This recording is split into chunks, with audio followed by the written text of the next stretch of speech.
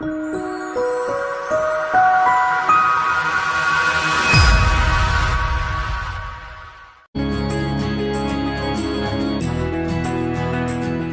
to Hospitality Property School. You are listening to Hospitality Property School with your host, Jerry McPherson.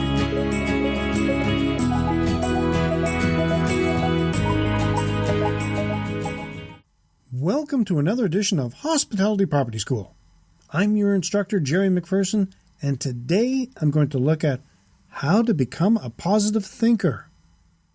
Occasionally, life has a way of making us feel small or breaking us down when something or someone get in the way. The truth is your mindset. The way you think is usually what makes the difference.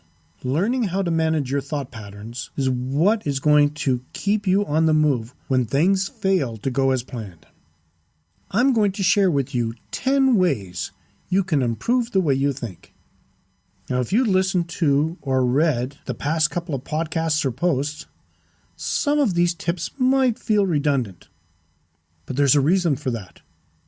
They work. Practicing positive thinking enables people to concentrate on their strengths, as well as accomplishments that enhance contentment and motivation. 1. Taking care of yourself. It's easier to stay positive when you're feeling well. And by this I mean eating properly, exercise, and getting plenty of rest. 2. Start your day off strong. Your day's effectiveness is normally determined by the first few morning hours. If you start by checking the Facebook news feed and emails when you get out of bed, you might not have control where the morning takes you. Front load your morning with activity that gives you a positive mental focus. A brief brainstorming or workout session will help in keeping you on the right track. 3. Take control of what goes into your head. Newspapers or tabloids. Learn to be proactive and disciplined about things that you allowed to go through your mind. We cannot change our DNA, but we can opt to be more vigilant about what sort of information we choose to consume. 4. Practice gratitude. Recall what you're grateful for time and time again. Focus on the positive things as opposed to its negatives. 5. Search for the proof rather than making assumptions. Have you ever felt that a friend, family member, or colleague is upset with you because of something you have or may have done? Did you let these feelings fester? Well, there's a way you can find out for sure. Ask. One way or another, at least you know, and you can react accordingly. Worrying and not doing anything is a huge waste of your time. 6. Avoid making use of absolutes.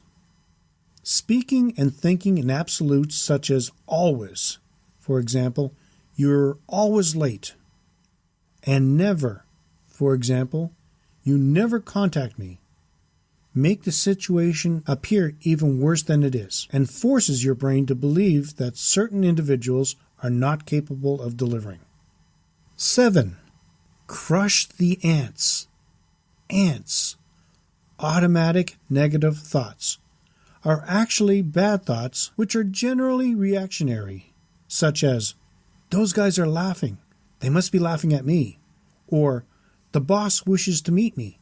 I must have messed up." When you recognize these type of thoughts, understand they are simply ants, and just crush them. 8. Practice caring and touching.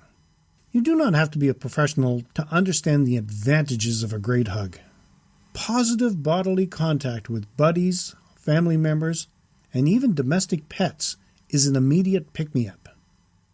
You do have to keep in mind when and when it's not appropriate, especially in the workplace. 9.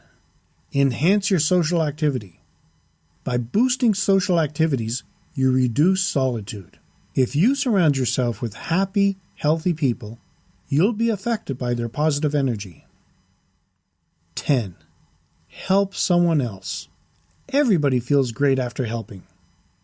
By sharing your knowledge and expertise, you're not only helping someone else grow, but adding positive energy to the environment. In conclusion, so there you have it.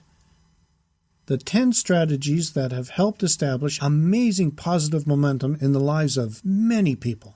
Come to terms with the reality that obstacles are inevitable, but know that you can control the journey by finding your better self as a positive thinker.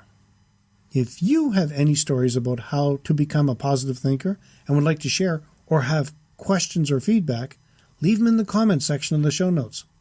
You can find them at keystonehospitalitydevelopment.com/KHDC091. That's it for today's session of Hospitality Property School. We'd love for you to reach out to us with topic ideas.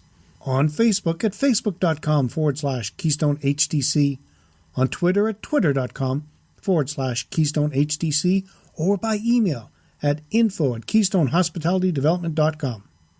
So, as always, let's work together to put heads in your beds. Till next time, have a fun day. This session of Hospitality Property School has come to a close. Be sure to subscribe so as not to miss any hospitality property tactics and strategies that will help you find the success you have always dreamed of. And don't forget to rate and review so we can continue to bring you the best content possible. We will see you next time, right here in Hospitality Property School.